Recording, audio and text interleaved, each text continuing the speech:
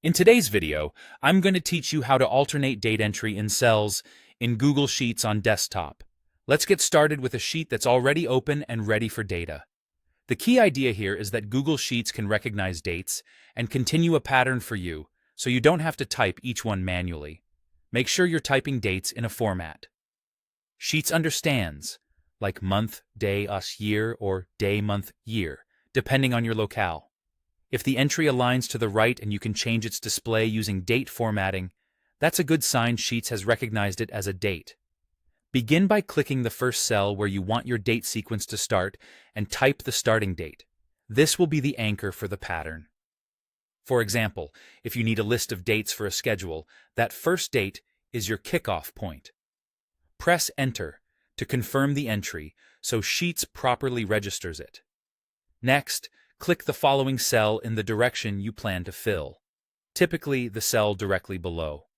Type the next date in the pattern you want. This second date is important because it tells Sheets the interval to use.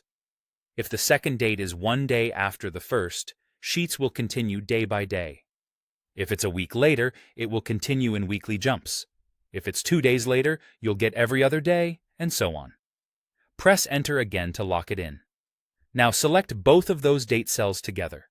You can do this by clicking the first date, then dragging to the second, or clicking the first, holding Shift, and clicking the second.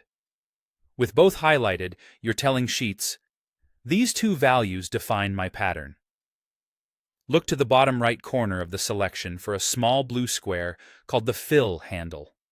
Hover over it until your cursor changes, then click and drag downward to extend the series as far as you need. As you drag, you'll often see a small tooltip showing the date you're about to fill to, which is a helpful way to confirm the pattern before you let go.